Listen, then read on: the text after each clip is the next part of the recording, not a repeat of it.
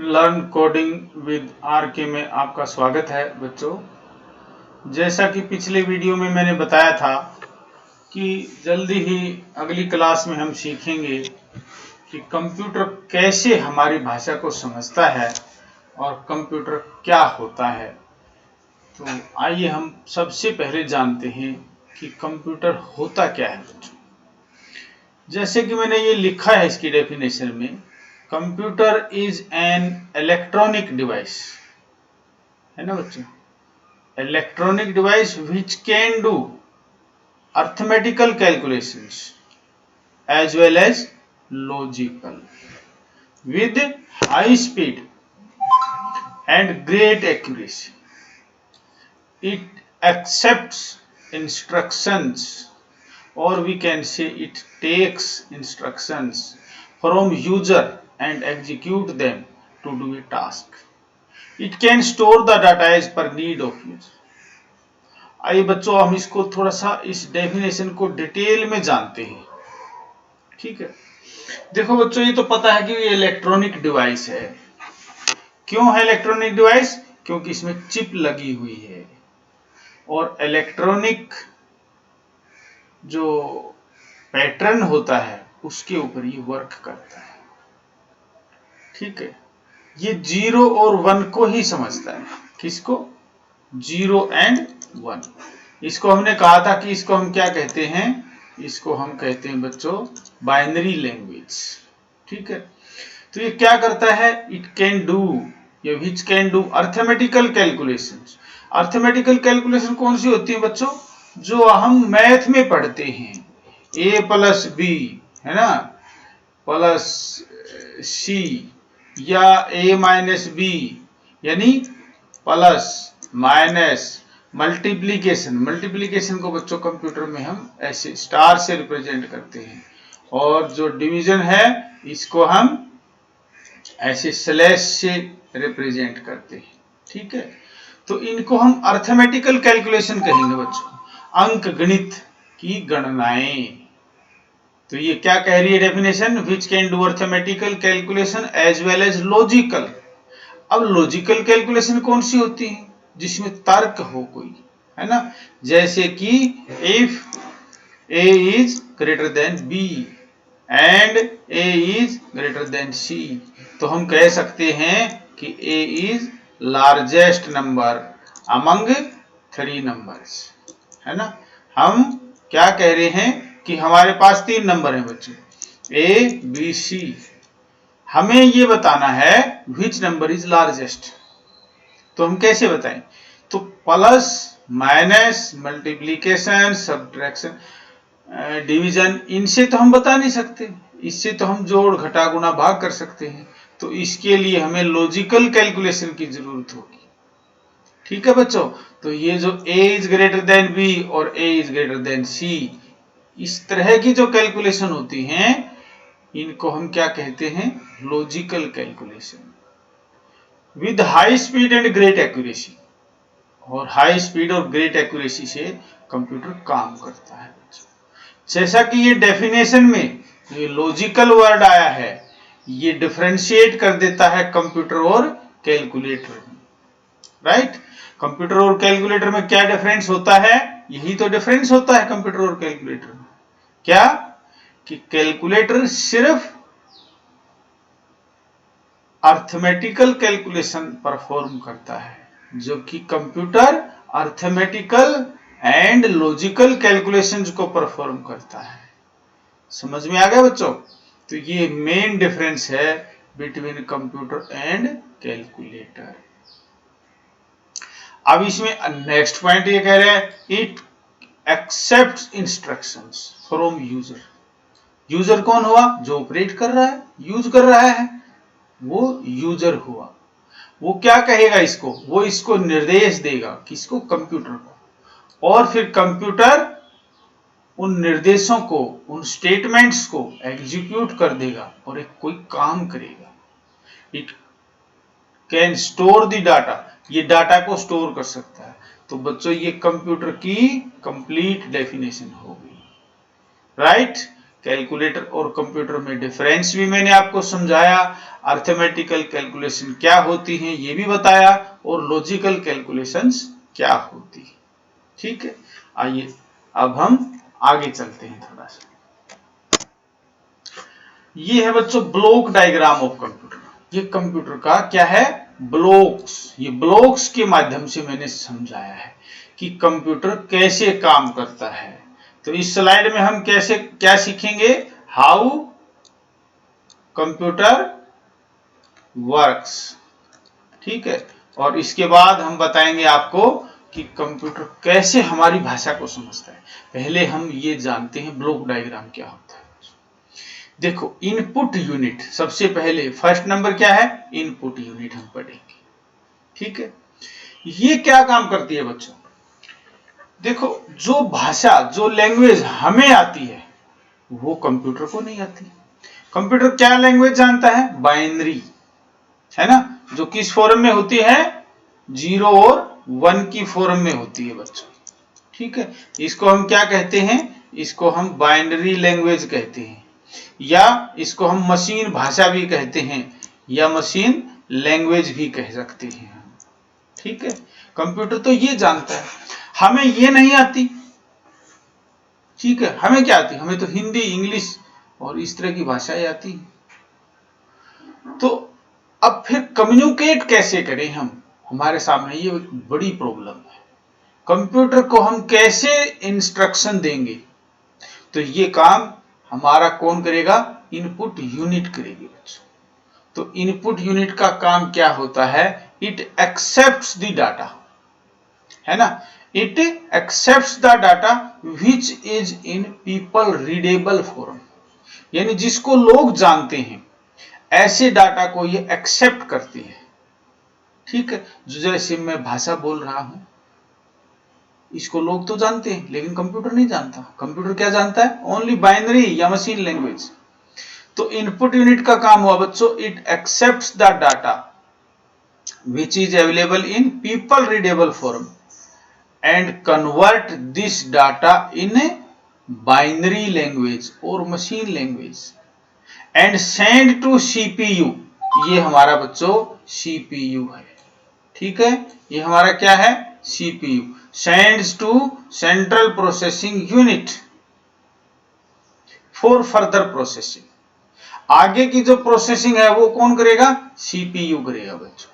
ये सीपीयू क्या होता है, ये प्राइमरी मेमोरी, कंट्रोल यूनिट और अर्थमेटिक एंड लॉजिक यूनिट। बच्चों ये कंट्रोल नहीं है, यहाँ पे क्या आएगा, ये लॉजिक यूनिट है, अर्थमेटिक एंड लॉजिक यूनिट, जिसको हम शॉर्ट में एएलयू भी कहते हैं। इन तीनों यूनिट को मिला के हमने क्या नाम दे दिया इसको, सीपीयू, सेंट्रल प्रोसेसिंग यूनिट। तो इनपुट यूनिट का काम क्या हुआ बच्चों, कि जो पीपल रीडेबल फॉर्म में जो डाटा है, अब देखो डाटा जो है क्या हो सकता है, डाटा तो बच्चों नंबर भी हो सकते हैं, है ना, कौन से नंबर, 0, 1, 2, 3, 4 अप टू 9, ये क्या है, नंबर्स हैं। अल्फाबेट हो सकते हैं, अपर केस हो चाहे लोअर केस हो, है ना। और डाटा किस फॉर्म में हो सकता है, किसी ग्राफिक्स फॉर्म में हो सकता है, कोई फोटो हो सकता है किसी का, कोई क्लिप हो सकती है वीडियो की। ये सब क्या है बच्चों, डाटा है। तो इस डाटा को ये एक्सेप्ट करता है और इस डाटा को ये बाइनरी भाषा में, 0-1 की भाषा में कन्वर्ट करके सीपीयू को भेज देता है। ये इनपुट यूनिट का काम है बच्चों। ठीक है, किसका काम है ये, इनपुट यूनिट। तो अब जानते हैं थोड़ा सा इनपुट डिवाइस के बारे में। इनपुट डिवाइस क्या होते हैं, वो इनपुट यूनिट के साथ में अटैच होते हैं। कौन कौन से होते हैं बच्चों, सबसे जो ज्यादा यूज होने वाला डिवाइस है वो होता है बच्चों कीबोर्ड, है ना। इसको हम क्या कहेंगे, कीबोर्ड, जिसमें 105 कीज होती। ठीक है, ये किसके साथ अटैच रहता है, इनपुट यूनिट के साथ। हम टाइप करते हैं तो कीबोर्ड से तो बच्चों सब फैमिलियर हैं आप। सेकंड जो पॉपुलर इनपुट डिवाइस है वो है माउस। ठीक है, थर्ड, माउस से भी सब पॉपुलर है, थर्ड है ये जिस पेन से हम लिख रहे हैं। ठीक है, इसको क्या कहते हैं, मैग्नेटिक पेन।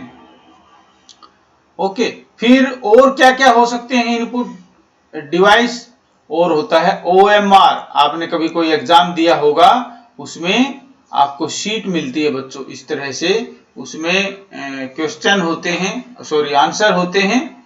इस तरह की एक शीट बनी होती है A4 साइज में, उसमें जैसे ये question first, second, third, fourth, और यहाँ पे ऑप्शन होते हैं ABCD, और यहाँ पे सर्कल बने रहते हैं, है ना। जैसे मान लो फर्स्ट क्वेश्चन का बी वाला आंसर सही है, तो बी को हम क्या कर देते हैं, डार्क कर देते हैं।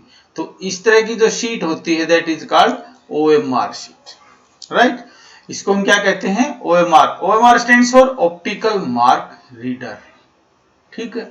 ऐसे ही जैसे मैंने व्हाइट बोर्ड पे लिखा हुआ है, इसको रीड करने के लिए एक डिवाइस आता है OCR, ऑप्टिकल कैरेक्टर रीडर, ये भी एक इनपुट डिवाइस है, ठीक है। और OMR भी एक इनपुट डिवाइस है। ऐसे ही एक MICR भी होता है, मैग्नेटिक इंक कैरेक्टर रीडर, ये भी एक डिवाइस होता है, इनपुट यूनिट के साथ इसका लिंक रहता है। ये जो बहुत बड़े बड़े चेक होते हैं, जहां कॉन्फिडेंशियल सिग्नेचर हो, कॉन्फिडेंशियल चेक्स हो बैंक में, वहां पे ये यूज होता है बच्चों। कौन सा device, MICR, magnetic ink character reader. ऐसे ही हम बोल रहे हैं माइक है, तो ये भी क्या है, इनपुट डिवाइस है, ठीक है। तो इनपुट यूनिट का काम आपको भली भांति समझ में आ गया। अब आगे चलते हैं, सेकंड जो हमारा है वो है CPU। CPU के अंदर बच्चों देखो प्राइमरी मेमोरी है, ठीक है। ये प्राइमरी मेमोरी क्या होती है, रैम जिसको हम कहते हैं, रैंडम एक्सेस मेमोरी, राइट। तो एक बार बोर्ड को हम वो कर लेते हैं।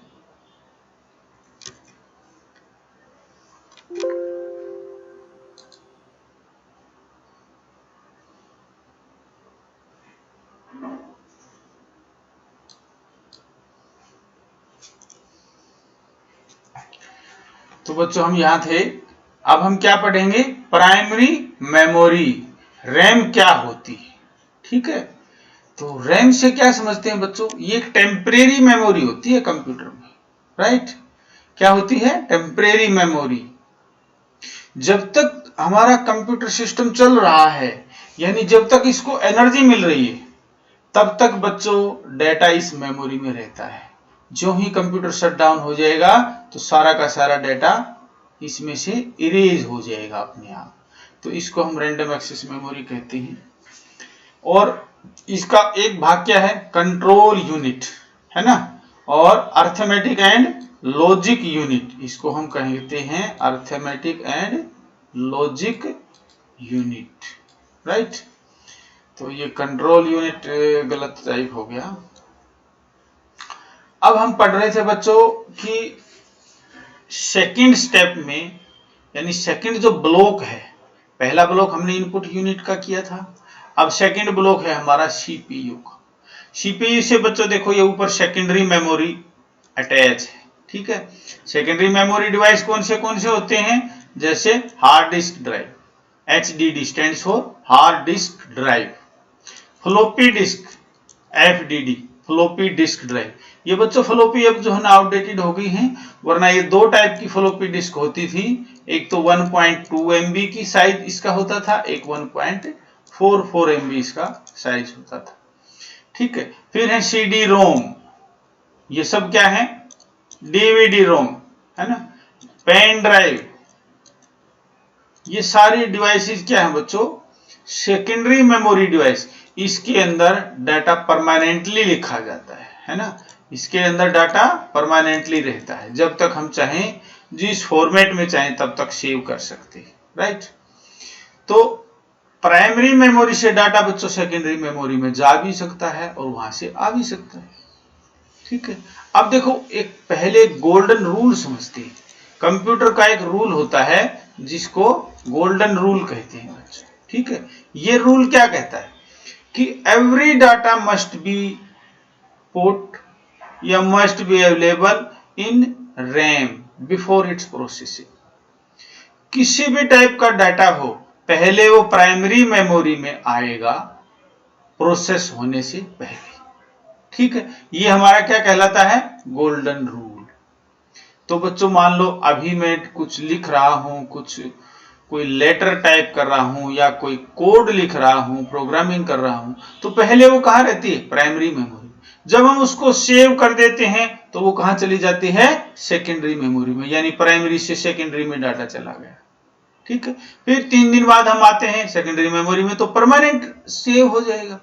फिर हम आते हैं कि भाई हमारा वो काम तो आधा रह गया था, या हम उसमें कुछ और ऐड करना चाहते हैं, तो सेकेंडरी मेमोरी से वो फाइल, वो डाटा खोलेंगे अपना, और कहां आ जाएगा अपने आप, वो प्राइमरी मेमोरी। क्यों आएगा, क्योंकि गोल्डन रूल ये कहता है कि every data must be present in primary memory before it's processing. Right, तो प्राइमरी मेमोरी से to and fro data secondary memory में आ जा सकता है। फिर बच्चों ये कंट्रोल यूनिट आती है, इसका काम क्या होता है। कंट्रोल यूनिट, सपोज हमने कुछ कोडिंग की, पहला नंबर कोई स्टेटमेंट है, दूसरा कोई, तीसरा कोई, चौथा, है ना, तो ये कंट्रोलिंग करेगी, पहले स्टेटमेंट को एग्जीक्यूट कराएगी, फिर इसको कराएगी, फिर इसको कराएगी, फिर कोई एरर आ गई तो मान लो क्या आ गई, कोई एरर आ गई, थर्ड स्टेटमेंट एग्जीक्यूट नहीं हुआ, तो फिर रिपोर्ट करेगी हमें, है ना, कि भाई थर्ड स्टेटमेंट में कुछ प्रॉब्लम है, इसको ठीक करो। ठीक है, तो जो कंट्रोलिंग है पूरे सिस्टम की, पूरे कंप्यूटर सिस्टम की, वो किसके हाथ में है, कंट्रोल यूनिट के हाथ में। और इस सीपीयू में डाटा बच्चों किस फॉर्म में रहता है, बाइनरी फॉर्म में। क्यों, क्योंकि इनपुट यूनिट ने तो भेज दिया ना बाइनरी में कन्वर्ट करके, अब तो इसके अंदर डाटा किस फॉर्म में है, बाइनरी फॉर्म में। जो हम लिखते हैं हिंदी में या इंग्लिश में या हमारी कोई और भाषा है, उस भाषा में नहीं है डाटा सीपीयू में। सीपीयू में डाटा सिर्फ और सिर्फ बाइनरी फॉर्म में रहता है, 0 और 1 की फॉर्म। ठीक है, फिर ये बच्चों इधर वाला एक बॉक्स है, ये कहता है कि भाई मैं एएलयू हूं। क्या हूं मैं, ALU, arithmetic and logic unit. Arithmetic definition में जैसे हमने पढ़ा था कि अंकगणित, arithmetical calculation performed by ALU, and logical decision भी इसी बॉक्स के अंदर होती है। जैसा इसका नाम है बच्चों वैसा ही इसका काम है, तो ये ऐसे प्रोसेसिंग होती है। ठीक है, फिर है बच्चों आउटपुट यूनिट। ये क्या कहती है, आउटपुट यूनिट, जो भी डाटा प्रोसेस हुआ वो किस फॉर्म में था, बाइनरी फॉर्म में, मशीन लैंग्वेज। अब उसको वापस जिस फॉर्म से वो डाटा आया था उसी फॉर्म में वापस भेजने का काम आउटपुट यूनिट का होता है बच्चों। ठीक है ना, मान लो इंग्लिश में हमने डाटा लिखा था, हमने यहां से लिखा था, टाइप किया था ABCD, तो हमें इसी फॉर्म में प्रोसेस होके डाटा प्रिंटर पे लेना है। प्रिंटर क्या है, प्रिंटर एक आउटपुट डिवाइस है जो आउटपुट यूनिट के साथ जुड़ा रहता है। तो आउटपुट यूनिट का काम क्या हुआ, जो प्रोसेस्ड डाटा था बाइनरी फॉर्म में उसको वापस पीपल रीडेबल फॉर्म में ले आना, ये काम आउटपुट यूनिट का हुआ बच्चों। तो आउटपुट यूनिट के साथ कौन कौन से डिवाइस हैं जो पॉपुलर हैं, एक तो हमारा स्क्रीन है ना, सबसे पॉपुलर डिवाइस क्या है हमारा, मॉनिटर या स्क्रीन। फिर हमारा प्रिंटर, हार्ड कॉपी लेने के लिए, है ना बच्चों। प्रिंटर भी कई टाइप के होते हैं, जैसे कि लेजर प्रिंटर है, डॉट मैट्रिक्स प्रिंटर है, that depends on our requirement. हमारी कैसी रिक्वायरमेंट है हमें वैसा ही प्रिंटर लेना पड़ता है। तीसरा डिवाइस है बच्चों LCD, है ना, लिक्विफाइड क्रिस्टल डिस्प्ले, या हम इसको कह सकते हैं कि भाई जो प्रोजेक्टर होता है, LCD प्रोजेक्टर, है ना, बड़ी दीवार पे हम दिखा सकते हैं एक साथ बहुत सारे बच्चों को। प्रोजेक्टर भी एक क्या है, आउटपुट डिवाइस है।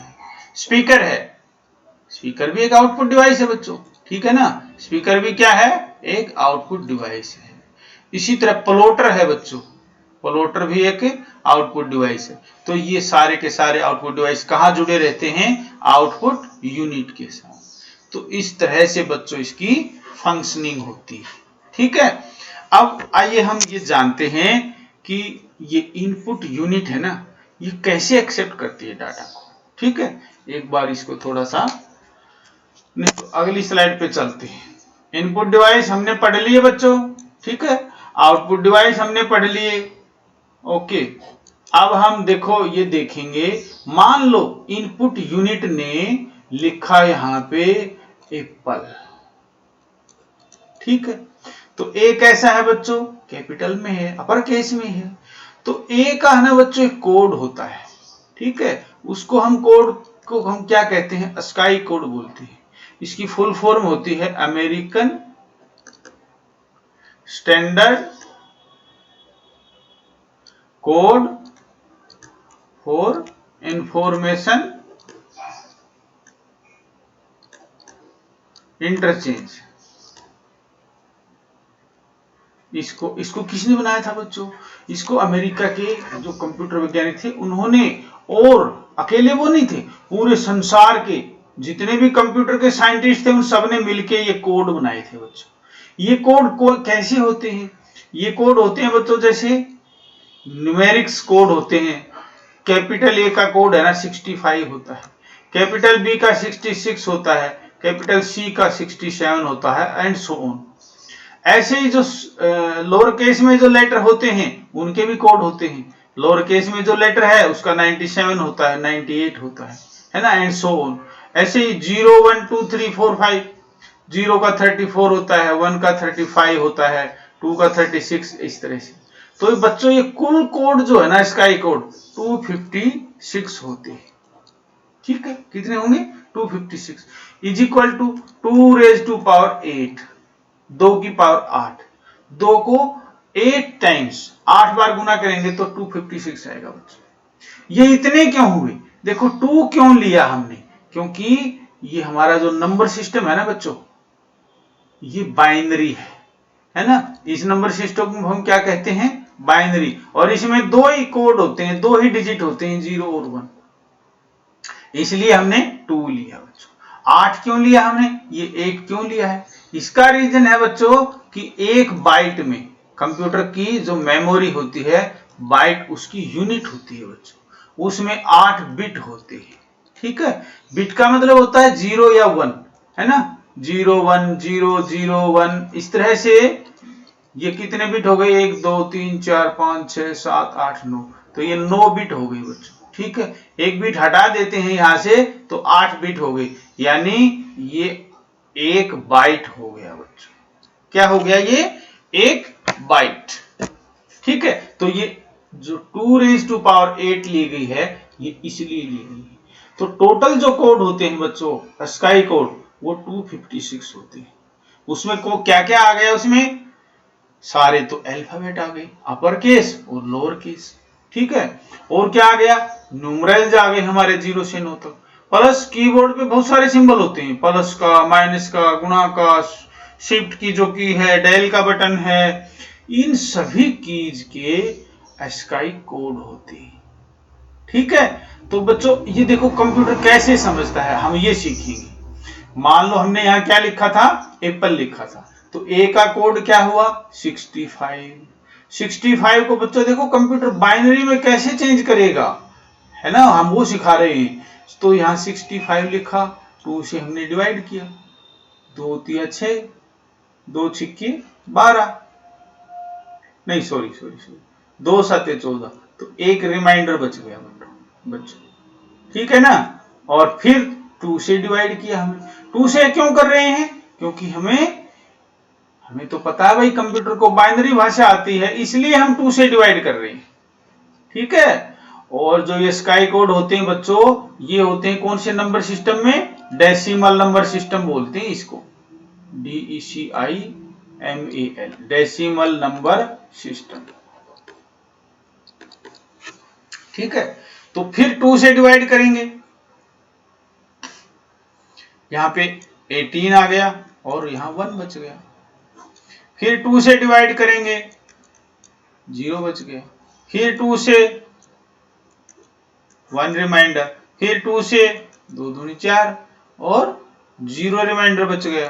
फिर 2 से 2 एकम 2 और 0 रिमाइंडर बच गया। यानी जो भी स्काई कोड था बच्चों, वो हमने यहां लिया, उसको 2 से डिवाइड करते गए हम, जब तक यहां पे 1 या 0 ना आ जाए।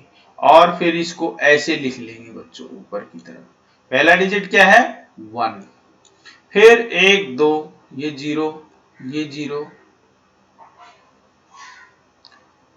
और